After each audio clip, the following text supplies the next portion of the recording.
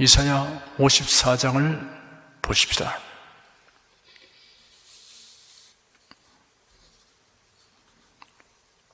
1절에서 3절까지 다 함께 읽겠습니다. 잉태치 못하며 생산치 못한 너는 노래할지어다. 부르지 못한 너는 외쳐 노래할지어다. 홀로 된 여인의 자식이 남편은 자의 자식보다 많음이니라. 여호와의 말이니라. 네 장막들을 넓히며 네 처소의 휴장을 아끼지 말고 널리 펴되 너희 줄을 길게 하며 너희 말뚝을 견고히 할지어다. 이는 네가 좌우로 퍼지며 네 자손은 열방을 얻으며 황폐한 성읍들로 사람 살 곳이 되게 할 것임이니라. 유다 나라가 바빌론의 침략으로 망하고 백성은 포로되어 감으로 유다 민족의 수는 격감되어 마치 자녀 없는 여인처럼 고독한 과부처럼 되었습니다. 이러한 유다 민족이 하나님의 은총을 입어 바빌론에서 해방되고 예루살렘으로 귀환하게 되며 인구가 급속히 번성하게 될 것에 대한 예언입니다. 바빌론을 정복한 바스왕 고레스의 칙령으로 바빌론에서 상당수의 사람들이 예루살렘으로 돌아왔으나 집단적으로는 제1차 귀환 시에 가장 많은 사람들이 돌아왔습니다. 하지만 그 숫자는 42,360명에 불과하였습니다. 그런데 로마에 의해서 예루살렘이 멸망되기 전까지 인구수가 거의 300만 명이 되도록 번성하게 되었습니다. 네 장막들을 넓히며 네 처소의 휴장을 아끼지 말고 널리 펴되 너희 줄을 길게 하며 너희 말뚝을 견고히 할지어다. 이는 네가 좌우로 퍼지며 네 자손은 열방을 얻으며 황폐한 성읍들로 사람 살 곳이 되게 할 것임이니라. 이 예언은 복합성을 지닌 예언으로서 기환한 유대 민족을 넘어서 교회 시대를 향하는 것입니다. 장막의 휘장은 하나님의 언약교회가 놓여있는 지성소와 성소 사이를 구분짓는 휘장과 성막을 덮는 휘장을 의미하는 낱말입니다. 성막은 예수 그리스도의 모형이며 그림자입니다. 그러므로 여기서 이 장막이나 처소는 예수 그리스도의 교회를 의미합니다. 그리스도의 복음이 땅끝까지 전파되어 하나님의 나라가 크게 확장될 것을 가리키는 예언입니다. 예수 그리스도의 교회는 하나님의 나라를 선포하고 확장시키는 기구입니다. 교회는 부흥하고 확장해야 합니다. 더 많은 사람이 교회로 들어오도록 힘써야 합니다. 이는 모든 성도들에게 주신 지상 명령입니다. 예루살렘에서 시작된 교회는 사도들을 비롯하여 성도들이 가는 곳마다 복음을 전파하여 오늘날에는 그 휘장이 전 세계를 덮고 있습니다. 여러분들의 사명감과 헌신으로 우리 교회도 국내외 100여 개 교회를 세웠습니다. 이렇게 장막틀을 넓히고 처소의 휘장을 널리 펴는 일은 성도들에게 기쁨일 뿐 아니라 하나님께서 기뻐하시고 천사들을 또 기뻐하는 일입니다. 예수님은 죄인이 회개하고 구원받는 일과 그로 인한 기쁨을 연속하여 극적인 이야기로 표현하였습니다. 그 비유들이 누가복음 15장에 기록되어 있습니다. 첫째는 이런 양을 찾은 목자의 기쁨입니다. 둘째는 이런 드라크마를 찾은 여인의 기쁨입니다.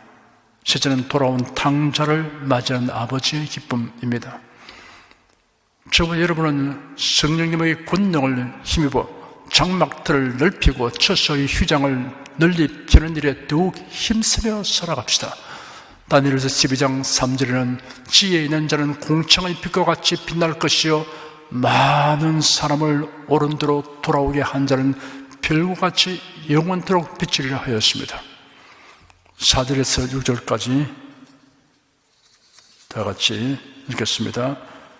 두려워 말라. 네가 수치를 당치 아니하리라. 놀라지 말라. 네가 부끄러움을 보지 아니하리라. 네가 네 청년 때의 수치를 잊겠고 과부 때의 치욕을 다시 기억함이 없으리니 이런 너를 지으신 자는 네 남편이시라. 그 이름은 만군의 여호와시며 네 구속자는 이스라엘의 거룩한 자시라. 온 세상의 하나님이라 칭함을 받았을 것이며 여호와께서 너를 부르시되 마치 버림을 입은 마음에 근심한 아내 곧 소시의 아내였다가 버림을 입은 자에게 함같이 하실 것입니다. 네 하나님의 말씀이니라. 청년 때의 수치는 이스라엘 민족 형성 초기의 애굽에서의 노예 생활을 말합니다. 과부 때의 치욕은 이스라엘 백성이 우상을 섬기게 되므로 하나님의 영광이 그들을 떠나게 되어 그들이 영적 과부가 된 것을 말합니다. 그러한 수치와 치욕은 모두 불순종에서 비롯되었습니다. 하나님의 이스라엘 백성을 아내로 표현한 것은 이스라엘은 다른 신을 섬기는 일이 결코 용납될 수 없음을 뜻합니다. 교회는 예수 그리스도의 신부입니다. 교회, 곧 성도들은 종교다운 주의나 일치주의를 수용하는 것이 절대로 불가합니다. 만일 그것이 가능하다면 그 사람은 그리스도의 신부가 아닌 것을 스스로 증명하는 것입니다. 청년 때의 수치와 과부 때의 치욕을 잊을 수 있도록 불러주는 하나님은 어떠한 분이신가를 4가지로 언급하였습니다. 첫째, 만군의 여호와라고 하였습니다. 하나님은 만주를 통치하십니다. 만주는 하나님의 명령에 따라서 움직이게 되는 것입니다. 둘째, 네 구속자라고 하였습니다. 하나님은 대속의 은혜로서 죄인들을 구원하십니다. 셋째, 이스라엘의 거룩한 자라고 하였습니다. 하나님은 선택받아 구별된 사람들의 섬김을 받았습니다. 넷째, 온 세상의 하나님이라고 하였습니다. 온 세상, 모든 나라, 모든 민족 중에서 허다한 사람들이 만군의 여호와이시고 구속자이시며 이스라엘의 거룩한 자를 자기 하나님으로 경외하고 섬기며 사랑하게 될 것을 가리키는 것입니다. 오늘날 그렇게 되었습니다. 7절, 8절, 2절 읽겠습니다. 내가 잠시 너를 버렸으나 큰 긍휼로 너를 모을 것이요 내가 넘치는 진노로 내 얼굴을 네게서 잠시 가리웠으나 영원한 자비로 너를 긍휼히 여기리라. 네 구속자 여호와의 말이니라. 여기서 우리가 신약 성경 히브리서 12장에 하나님의 징계에 관하여 자세하게 다루고 있는 말씀을 살펴보는 것이 본문을 이해하는 데 도움이 될 것입니다. 여기 보면 히브리서 12장에 이렇게 기록되어 있는 말씀 있습니다. 또 아들들에게 구원하는 것 같이 너에게 권면하신 말씀을 잊었도다. 일렀을 때 내 아들아 주의 징계하심을 경히 여기지 말며 그에게 꾸지람을 바를 때 낙심하지 말라 하였습니다. 여기서 징계란 그릇된 길로 가는 자들을 돌이키게 하기 위한 목적의 징계나 책망을 가리킵니다. 하나님의 징계는 아버지가 아들을 훈련하고 훈계한 것과 같습니다. 징계나 책망을 받는 성도가 가져야 할 마음의 자세를 2가지로 밝혔습니다. 첫째, 주의 징계하심을 경히 여기지 말라고 하였습니다. 가볍게 여기지 말라, 소홀하게 취급하지 말라, 하찮게 여기지 말라고 하였습니다. 둘째, 꾸지람을 받을 때 낙심하지 말라 하였습니다. 하나님의 책망은 오해에서 기인되거나 자기 성화에 못 이겨 행하는 것이 아닙니다. 성도의 유익을 위한 것입니다. 징계받거나 훈계를 듣고 토라지거나 낙심하는 사람은 손해를 자초합니다. 주께서 그 사랑하신 자를 징계하시고 그 바라시는 아들마다 채찍질 하심이라 하였으니 너희가 참음은 징계를 받기 위함이라. 하나님이 아들과 같이 너희를 대우하시니 어찌 아비가 징계하지 않는 아들이 있으리요. 징계는 다 받는 것이거늘 너희에게 없으면 사생자요 참 아들이 아니니라. 또 우리 육체의 아버지가 우리를 징계하여도 공경하였거늘 하물며 모든 영의 아버지께 더욱 복종하여 살려 하지 않겠냐 하였습니다. 부모가 자식을 징계한 이유는 하나뿐입니다. 사랑하기 때문입니다. 부모답지 못한 부모가 있기는 하지만 극히 예외적입니다. 하나님은 편벽됨이 없으십니다. 하나님은 사랑과 공의가 균등하십니다.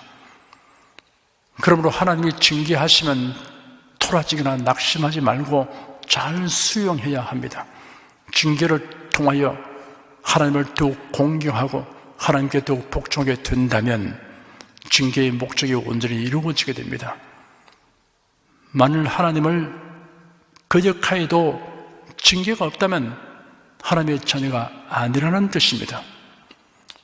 저희는 잠시 자기의 뜻대로 우리를 징계하였거니와 오직 하나님은 우리의 유익을 위하여 그의 거룩하심에 참여하게 하시느니라 하였습니다. 부모는 선한 뜻으로 자식을 징계하고 훈계하지만 그 생각과 판단이 언제나 옳다고 할 수 없습니다. 사람의 지식과 경험에는 한계가 있기 때문입니다. 그러나 하나님은 전지전능하시고 온전히 선하시기 때문에 성도에게 유익하는 것이 무엇인가를 다 아십니다. 그래야 궁극적으로 그의 거룩함에 참여하도록 하려는 것입니다. 무릇 징계가 당신은 즐거워 보이지 않고 슬퍼 보이나 후에 그로 말미암아 연달한 자기는 의의 평강한 열매를 맺나니 하였습니다. 징계받는 그 자체는 즐거운 것이 아닙니다. 힘들고 슬프기도 합니다. 양약은 달지 않고 쓴맛이 납니다. 그러나 징계를 잘 소화시키면 영적인 성숙을 하게 되고 신령한 열매를 맺게 됩니다. 조금 전에 우리가 함께 읽은 8절에 내가 넘치는 진노로 내 얼굴을 네게서 잠시 가리웠으나 영원한 자비로 너를 긍휼히 여기리라 네 구속자 여호와의 말이니라 라고 하였습니다. 하나님의 영원한 자비와 긍휼에 비하면 버림받고 외면당한 것은 잠시에 불과합니다. 바울 사도는 성령의 감동하심을 받고 기록하기를 우리의 잠시 받는 환난의 경한 것이 지극히 크고 영원한 영광의 중한 것을 우리에게 이루게 함이니 하였습니다. 8절 하반절에 네 구속자 여호와의 말이니라 하였습니다. 하나님께서 죄인을 향한 진노 대신 큰 긍휼을 베푸시게 된 이유는 구속의 은혜로 이런 것입니다. 에베소 1장 3절에는 찬송하리로다 하나님 곧 우리 주 예수 그리스도의 아버지께서 그리스도 안에서 하늘에 속한 모든 신령한 복으로 우리에게 복 주시되 라고 기록되어 있습니다. 성도들이 누리는 모든 번영과 영광은 예수 그리스도의 구속의 은혜로 말미암는 것입니다. 9절 10절 2절 함께 읽겠습니다. 이는 노아의 홍수에 비하리로다. 내가 다시 노아의 홍수로 땅 위에 범람치 않게 하리라 맹세한 것 같이 내가 다시 너를 노하지 아니하며 다시 너를 책망하지 아니하기로 맹세하였노니 산들은 떠나며 작은 산들은 옮길지라도 나의 인자는 네게서 떠나지 아니하며 화평케 하는 나의 언약은 옮기지 아니하리라. 너를 긍휼히 여기는 여호와의 말이니라. 유다 백성들이 바벨론의 포로 된 것 같은 형벌을 그들에게 다시는 내지 않겠다는 뜻입니다. 구속의 은혜 안에 있는 자에게는 하나님의 진노가 다시는 없다는 의미가 내포되어 있습니다. 대홍수에서 구원을 바란 노아에게 하나님께서 내가 너희와 언약을 세우리니 다치는 모든 생물을 홍수로 멸하지 아니할 것이라. 땅을 침몰할 홍수가 다스리지 아니하리라. 하나님이 가라사대 내가 나와 너희와 및 너희와 함께하는 모든 생물 사이에 영세까지 세우는 언약의 증거는 이것이라. 내가 내 무지개를 구름 속에 두나니 이것이 나의 세상과의 언약의 증거니라 하였습니다. 산중에서 거센 산불을 만나 어찌할 바를 몰라 허둥대던 사람이 이미 불타버린 자리가 있는 것을 발견하고 그리로 달려가서 불탄 자리 가운데 들어가 있었습니다. 불길이 사방에서 밀어닥치나 불탄 자리는 안전했습니다. 예수는 우리를 위하여 대신 심판을 받아 십자가에 못 박혀 죽으셨습니다. 누구든지 예수님에게로 달려가서 그리스도 안에 거하면 심판이 미치지 못합니다. 무슨 불탄 자리와 같습니다.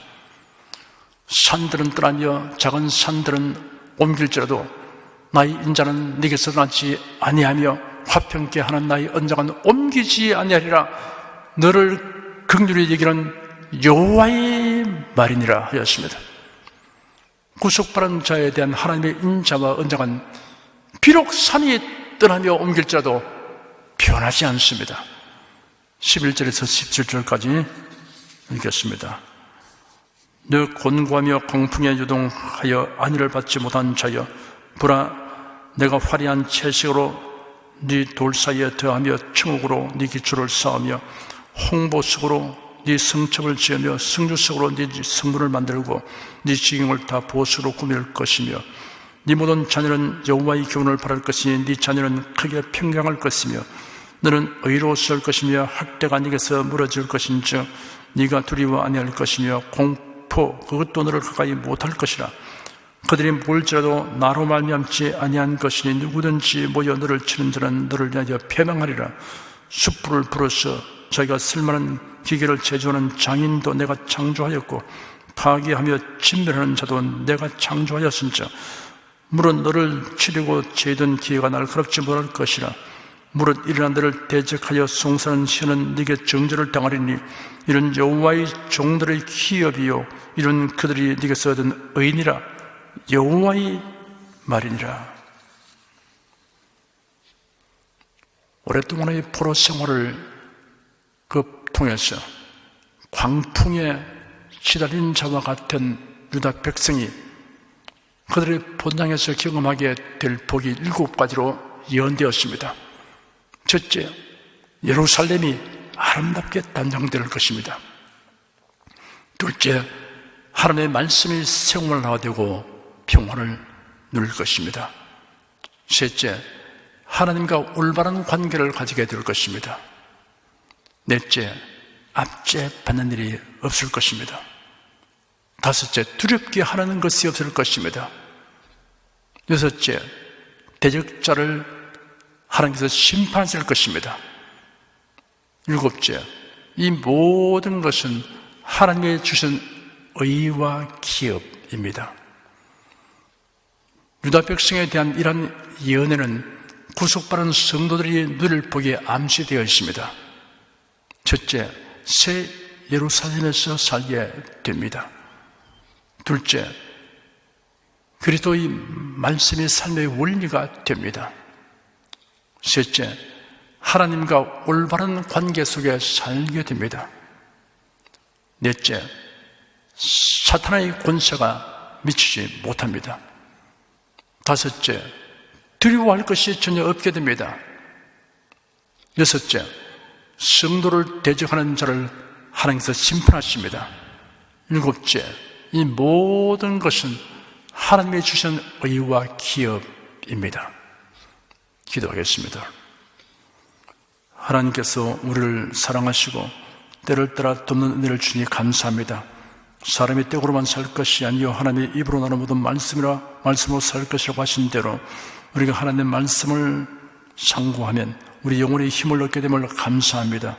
하나님 말씀을 통해서 지혜를 얻게 되고 훌륭한 판단의 기준을 갖게 됨을 감사합니다. 오늘 또 이 연의 말씀을 상고하면서 신약 교회에 관련된 많은 예언이 있는 것을 살펴보았고 그것이 실제로 지금 이루어졌고 또 이루어지고 있는 것을 저희들이 알 수 있습니다. 주 하나님, 우리가 다 구속의 은혜 속에서 하나님이 우리를 위해서 예비하신 모든 것을 누리면서 살게 된 것을 감사합니다. 예수 그리스도로 감사하며 기도드립니다. 아멘.